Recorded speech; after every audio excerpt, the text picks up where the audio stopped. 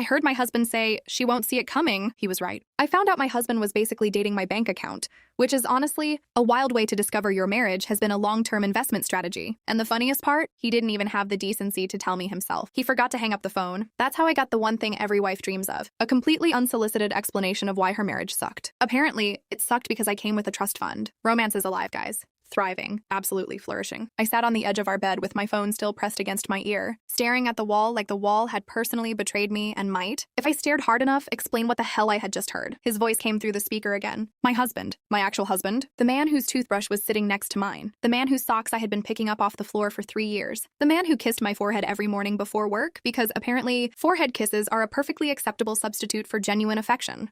When you're running a long-term financial scam with matching wedding rings, he was laughing. He told whoever was on the other end that our marriage was awful. Then he said he was only still with me because my family's money made it worth it. I didn't move. I didn't even blink. My brain did this weird thing where it just stopped, like somebody had yanked the emergency brake inside my skull. I remember looking at the lamp, that stupid beige lamp we'd bought together, because he said it made the bedroom feel warmer. Warmer? God. I almost laughed, not because anything was funny, because apparently when your life detonates, your brain starts throwing random objects at you like, here, process this lamp. This lamp is important now. Then he said the part that actually made my stomach drop. He had a plan. 2 more years, maybe 3. Then he would have enough money to walk away. Enough to walk. Like I was a lease. Like our marriage was a contract with an expiration date. Like he'd looked at me and thought, okay, 3 years should do it. After that, I've extracted enough value from this situation and can finally move on. I still didn't cry. That surprised me. I thought I'd be sobbing. I thought I'd throw the phone across the room. I thought maybe I'd scream so loudly the neighbors would start Googling whether murder had a minimum volume requirement. Instead, I just sat there, perfectly still, listening, and every second made it worse. He talked about my family's money, like it was the actual reason he had chosen me. He talked about my dad's business, the trust, the connections, the opportunities. He said I was comfortable, that I trusted him, that I wouldn't see it coming. That line stuck. I wouldn't see it coming. Oh, buddy, you poor delusional little idiot. I heard enough, more than enough. I ended the call. My thumb pressed the button. The screen went dark, and that was it. No explosion, no cinematic thunder, no dramatic music, just silence. The kind of silence where you suddenly become aware of every tiny sound in your house. The refrigerator humming, the air conditioner kicking on, a car passing outside, my own breathing, and somewhere downstairs, the dishwasher making that weird rattling noise we'd been meaning to fix for 6 months. Normal life, still happening, which felt offensive. I sat there staring at my phone. 3 years.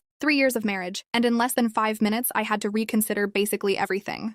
Every I love you, every kiss, every late night conversation, every stupid vacation photo, every time he'd told me I was beautiful, every time he'd talked about our future, kids, a house, travel, growing old together. Was any of it real? That question hit me so hard I actually had to put the phone down. Because once you ask that question, your brain becomes a vicious little detective with absolutely no work-life balance. It started pulling memories out of storage. First date, second date, third date.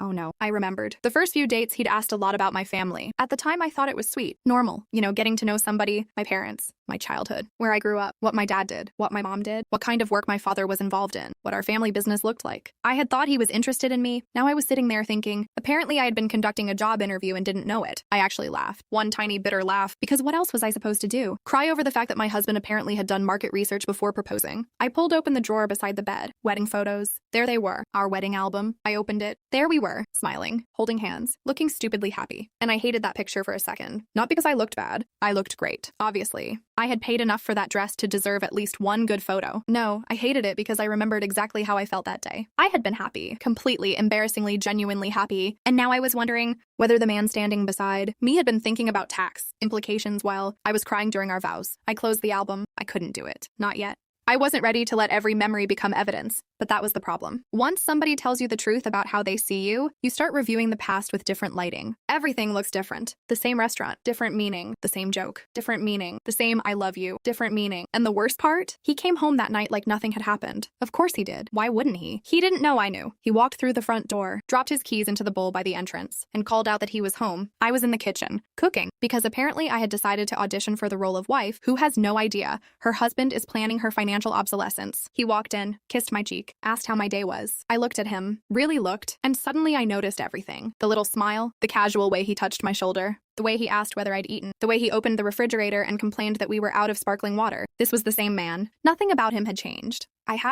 That's the part nobody tells you. When somebody betrays you, sometimes they don't suddenly become a monster. Sometimes they just keep being exactly who they've always been. And you finally stop making excuses for them. He asked if I was okay. I said I was tired. Technically true. I was exhausted. I had spent the entire day discovering that my marriage might have been a 3-year investment plan with a human wife attached. I made dinner. We ate. He told me about work. I listened. or pretended to. He mentioned a business idea he'd been working on. I asked questions. That was when I realized something. He talked about my family's connections constantly, not always directly. That would have been too obvious. He wrapped everything in words like opportunity, partnership, growth, networking, legacy, strategy, words that sounded impressive, until you noticed they always somehow led back to my father. My father could introduce him to somebody. My father knew somebody. My family had access to something. My family had investments. My family's network could help. It was always my family's something. I suddenly wanted to stand on the table and scream. Have you ever had a single original thought that doesn't require my last name? Instead, I ate potatoes. Because apparently dignity is sometimes just chewing quietly while your entire marriage burns down around you. That night, he fell asleep beside me. Peaceful, comfortable. I stared at the ceiling. He had no idea. That was the part that made my skin crawl. He was breathing normally, sleeping normally, probably dreaming about whatever people dream,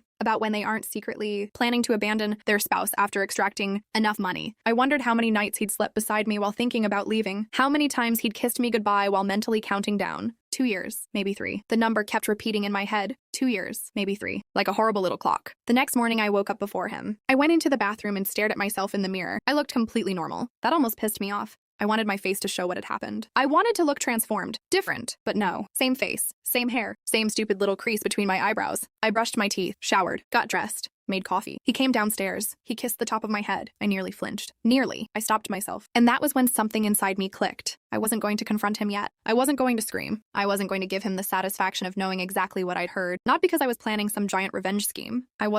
I didn't have the emotional energy for a revenge scheme. I barely had enough energy to match my socks. I just needed time. Time to think. Time to separate what I knew from what I suspected. Time to stop reacting, because my entire life had just become a situation where reacting emotionally could cost me.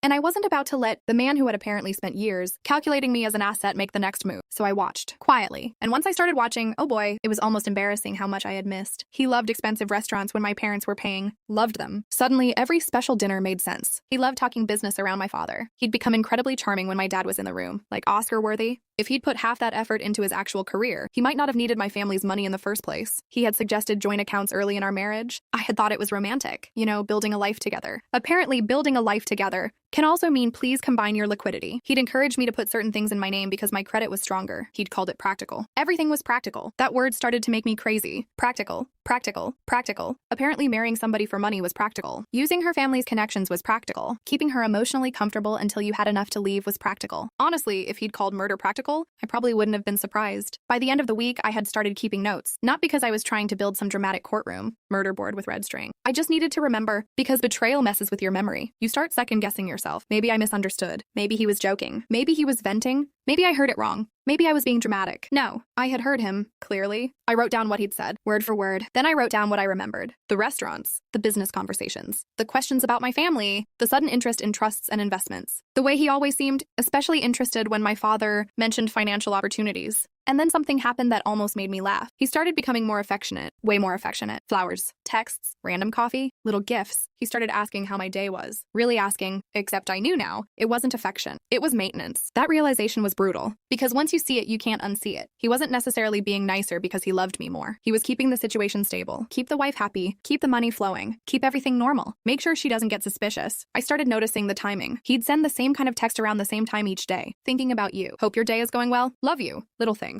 Except they had become too consistent, like scheduled reminders. I almost wanted to reply, thanks, automated customer service. Your request has been received. I didn't. I played normal, at least outwardly. Inside, I was becoming furious. Not explosive furious, cold furious. The kind that makes you clean your kitchen because you need something in your life to be organized. I reorganized the pantry at 2 a.m. I alphabetized spices. I don't even cook enough to justify that behavior, but I needed control somewhere. He noticed I was quieter. He asked if I was stressed. I said work. He accepted it. That scared me because it meant he knew I was capable of hiding things, or maybe he just wasn't paying enough attention to realize the woman he'd supposedly married had completely emotionally left the room. Either way, bad sign. A few days later, I casually mentioned that my father was restructuring some family assets. I didn't give details. I didn't lie about anything specific. I just said things were changing. His reaction was immediate. Too immediate. He asked what kind of changes. I shrugged. Nothing major. Just being more careful. He asked whether that affected the trust. I looked at him. He looked back. There was a pause. Tiny. Barely there, but I saw it. And suddenly I understood. He wasn't asking because he was worried about my father. He was asking because he was worried about himself. That was the moment the anger really arrived. Not because he was using me. I already knew that. It was because he thought he was smarter than me. That was the insult. He had built this entire strategy around the assumption that I was too comfortable to notice, too trusting, too sheltered, too stupid to look closely, and apparently he had been very comfortable believing that, so I started separating my life. Quietly, my personal accounts, my documents, my important records, things that were mine. I changed passwords. I backed up financial documents I was already legally entitled to access. I made copies. I organized paperwork. Nothing dramatic, nothing illegal, just boring adult stuff. And weirdly, boring adult stuff felt incredibly empowering. There was something satisfying about putting documents into a folder while thinking, oh, you thought you were playing chess. Honey, I'm learning the rules now. One weekend I went to my parents' house. I didn't tell them everything, not yet.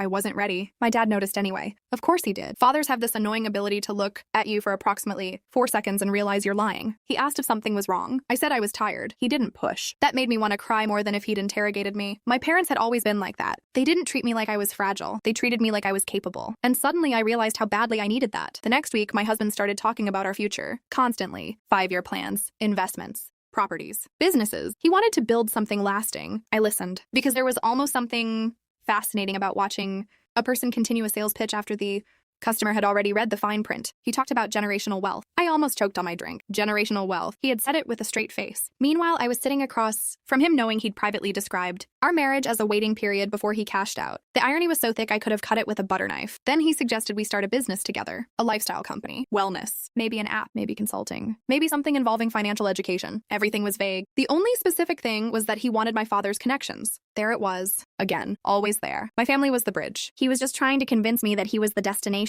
I said very little. That seemed to bother him. He began watching me more carefully, checking my phone, checking his own phone, asking whether I'd spoken to my parents, asking what my father was doing, asking whether there were changes in the family business. He was getting nervous. I could feel it. And here's the funny thing about somebody who thinks they're a mastermind. They usually become extremely obvious the second they realize they aren't controlling the situation anymore. He started making mistakes. Small ones. A financial transaction I hadn't seen before. A strange charge. An account I'd never heard of. Money moving around. Nothing huge. Nothing that screamed crime. But enough to make me ask questions. I started looking at our finances more carefully. Not hacking. Not snooping through private devices. Just looking at accounts I was already legally connected to. And then I saw it. Transfers. Several. Small amounts at first. Then bigger. A second account. A business name that didn't make sense. I searched the company. Nothing. No real presence. No meaningful business activity. Just a name. A shell of an idea. And then there were payments to a woman I'd never heard of. 7 payments. Over several months. Different amounts. Always spaced out. My stomach dropped. I didn't even need to know who she was. But I eventually found out. Someone from his past. A college girlfriend. And suddenly the whole thing became even uglier. Because this wasn't just about leaving me eventually. He had already been building pieces of his next life. While I was making dinner. While I was planning vacations. While I was worrying about whether he was happy. He was making transfers. Planning. Positioning. Preparing. It was disgusting. And honestly, kind of pathetic. Because if you're going to betray someone, at least have the decency to be competent at it. He wasn't. He was just arrogant. That's different. I eventually told my parents. I went over one Saturday and sat at the kitchen table. My mom knew immediately. She didn't ask what was wrong. She just sat down beside me. My dad stayed across from me. I told them about the phone call. I told them what he'd said. I told them about the money. I told them about the plan. 2 years, maybe 3. My mom covered her mouth. My dad went very quiet. That was worse. I expected anger. Instead, he asked what I wanted. Not what he wanted. Not what he thought I should do. What I wanted? I didn't know. But I knew one thing. I wasn't going back to pretending. That was enough for that day. When I drove home, I felt different. Not better. Just less alone. And that mattered. That evening, my husband wanted to go out. He picked the steakhouse. Of course he did. At this point, I was starting to think the man had 3 hobbies. Talking about money, eating steak, and pretending he wasn't talking about money while eating steak. We sat across from each other. He talked about our future. I listened. Then I asked one question. What happens if my family's financial situation changes? He froze, just for a second, but I saw it. He asked what I meant. I said maybe the trust changed. Maybe my father stepped back. Maybe things became more private. Maybe the money wasn't as accessible as he'd assumed. His expression shifted. Then he smiled. He said it wouldn't matter. He said he loved me. He said the money wasn't why he was there. I looked at him, and I almost felt sorry for him. Almost. Because the problem with lying to someone is that eventually you have to lie to them while looking directly at them. And he wasn't good enough at it anymore. He reached across the table and held my hand. I let him. I didn't squeeze back. He noticed. I know he did. That night, he became even more affectionate. He cooked. He bought flowers. He tried to recreate one of our old romantic dinners. He lit candles. He played music. He talked about memories. He kept reaching backward. I kept seeing forward because I knew the marriage was already over. He just didn't know the date yet. The confrontation happened on a Sunday. There was no screaming, no throwing plates, no dramatic slap. Honestly, I was almost disappointed. I'd spent enough time watching television to expect better production value. He had cooked dinner, chicken, herbs, wine, candles, the whole thing. He looked proud, like he'd built a little romantic emergency kit. We ate. I waited. Then I said I wanted to talk about the call. He froze. The expression on his face was almost surreal. It was like watching a computer crash. He asked what call. I told him, the one he forgot to hang up. His face changed, and then came the excuses. He had been venting. He'd been angry. He didn't mean it. He was joking. He was frustrated. He loved me. He had made mistakes. All the usual greatest hits. And I listened. That's the weirdest part. I didn't need to yell. I'd already heard the truth. Everything he said now was just damage control. He tried to explain that he'd gotten comfortable with my family's generosity. I asked how long he'd known about my family's money. He didn't answer. I reminded him. Second date? He'd asked about my father. Third date. He'd looked up my father's company. He said that was normal. I told him maybe, but then there were the restaurants, the business ideas, the financial questions, the trust, the connections, the transfers. The woman, he had explanations for all of it. Of course he did. People who lie for a living never seem to run out of explanations. They just run out of believable ones. He told me couples use each other's strengths. I asked what strength I brought to the marriage. He started listing my personality, my kindness, my intelligence, my ambition. Then he hesitated. That hesitation said everything, because we both knew what was next. My family, their money, their connections, the resources. The part he had never been brave enough to say out loud to me. I told him I was done. He asked what happened to us. I almost laughed. What happened to us? You happened. That's what happened. He asked whether there was a chance. There wasn't. He asked whether I still loved him. I told him that wasn't the point anymore. Because love wasn't the question. Trust was, and there was none. He left the next morning. One backpack, laptop, a few clothes. He stood in the doorway and said he wanted to give me space. I didn't answer. When the door closed, I locked it. Quietly. No dramatic flourish. Just turned the lock and stood there for a long time. Then I sat on the floor and finally cried. Not because I wanted him back. Because I was grieving the version of my life I thought I'd had. That's different. I think people don't understand that. Sometimes you're not crying because you lost the person. You're crying because you lost the story. The story you told yourself. The future you imagined. The woman you thought you were. The man you thought you'd married. The life you thought was solid. That stuff doesn't disappear cleanly. It leaves a mess. He started calling, then texting, then sending flowers. White roses. Of course. Nothing says I betrayed you for your family's money like a bouquet of flowers that probably cost more than a decent grocery run. I threw them away. Then came the letters. Long messages about how he had been insecure, how my family intimidated him, how he'd always felt like he didn't belong, how he admired me, how he loved me, how he'd made mistakes. Notice what was missing? He never really said, I deliberately planned to use you. He said he had gotten overwhelmed. He had struggled. He had felt insecure. He had made mistakes. Soft words. Comfortable words. Words that made him sound like a wounded man instead of a calculating one. That annoyed me more than the original betrayal.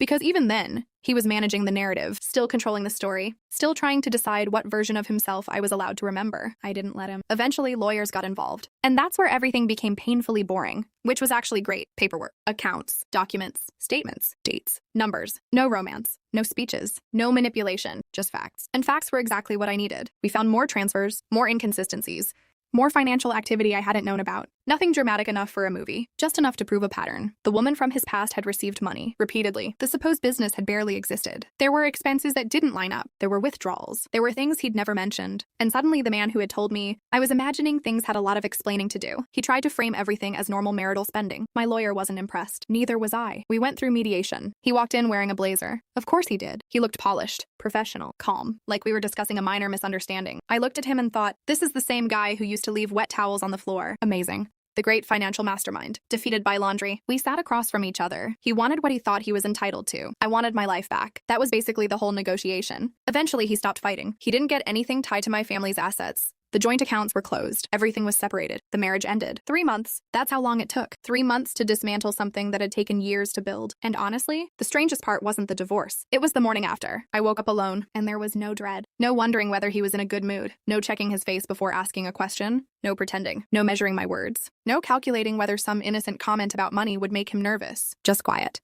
My own quiet. I moved into a smaller place. It wasn't fancy, it wasn't impressive, but it was mine. I changed the locks, changed my number, changed passwords, changed my routines. I bought different coffee. I replaced the dishes. I got rid of the wine glasses from our wedding registry. Maybe that sounds petty. I don't care. Sometimes healing is apparently throwing away a perfectly good wine glass because every time you look at it, you remember somebody lying across from you. I went to therapy. I talked a lot, sometimes too much. My therapist would ask one question and I'd talk for 45 minutes. Honestly, she deserves a medal. There were days I felt stupid. I wondered how I hadn't seen it. I wondered whether I'd been naive. I wondered whether I had ignored signs because I wanted the marriage to work. Eventually, I realized something. Being trusting wasn't the crime. He was responsible for exploiting that trust. I didn't fail because I believed someone I love. He failed because he knew I loved him and used that knowledge against me. That distinction mattered. It took time. A lot of it. There were still bad days. Sometimes a smell would remind me of a vacation. Sometimes a song would come on. Sometimes I'd see a restaurant we'd been to and feel that old ache. But it got quieter. Everything got quieter. And then one night, months after the divorce, I found the notebook, the one I'd kept during those first weeks. Observations, dates, times, little things. I read through it, and I realized I didn't need it anymore. I didn't need proof. I didn't need reminders. I didn't need to convince myself that it happened. I knew. So I threw the notebook away. That felt bigger than the divorce paperwork, because the notebook had been about survival. I had written things down because I was afraid I'd forget what I knew. Now I didn't need the evidence anymore. I had myself back. As for him, he moved to another city, started another business.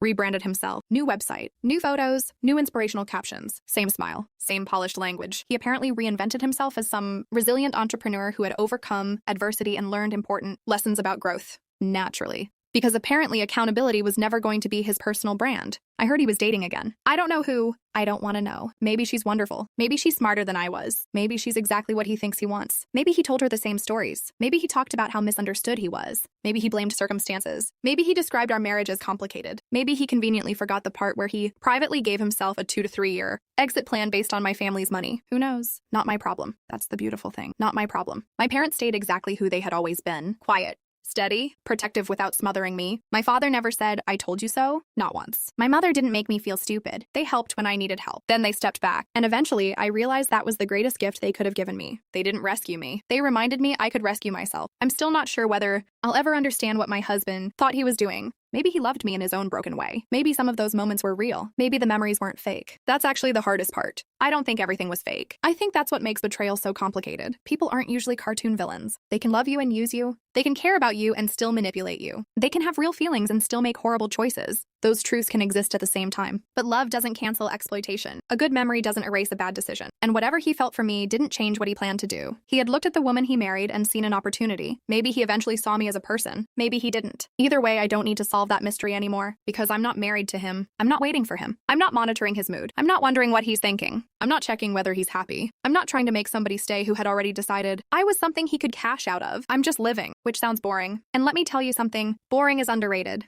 I love boring. I love waking up and knowing exactly what my day belongs to. I love making coffee without wondering whether somebody else wants some. I love buying groceries without mentally calculating whether somebody is going to judge the price. I love making plans without checking another person's calendar. I love silence. I love coming home and knowing nobody is going to ask me what my father is doing financially. That's freedom, not some dramatic movie ending, not revenge, not making him jealous, not proving I was worth loving, just waking up and realizing I don't have to perform anymore. I used to think the worst part of betrayal was losing the person. It isn't. The worst part is realizing you were living inside a story that the other person wasn't reading the same way. I thought we were building a life. He thought he was building an exit strategy. I thought we were partners. He thought I was leverage. I thought he loved my family because they were kind to him. He loved what their kindness could provide. And for a while, I hated myself for not seeing it. Now, I don't, because I know something I didn't know before. Trusting somebody isn't stupidity. Staying after you've learned the truth would have been a different choice. But I learned, I listened, I watched, I stopped making excuses, and I left. That's the part I keep. Not the phone call, not the flowers, not the lies, not the woman from his past. Not the paperwork, not even the divorce. I keep the moment I finally looked at my own life and said, nope, this isn't what I agreed to. This isn't what I deserve. And this isn't where my story ends. He thought he had 2 or 3 years to prepare for leaving me. He thought I was too comfortable to notice. He thought the money made him smarter. He thought he was the one holding all the cards. And maybe that's the funniest part. He wasn't. He never was. He just mistook my trust for weakness. That was his mistake. Mine was believing he understood the difference. I don't make that mistake anymore. And now, oopsie doopsie time, because I'm sorry. But he really thought he was running a secret 5-year financial master plan, and then got defeated by the world's most basic technology. He forgot to hang up. That's it. That was the downfall of the great mastermind. Not a detective, not an investigator, not some genius financial auditor, a phone call. And honestly, watching him go from "I have a plan" to "please don't leave me" was beautiful. Sir, you had a plan. She just became aware of it. Oopsie!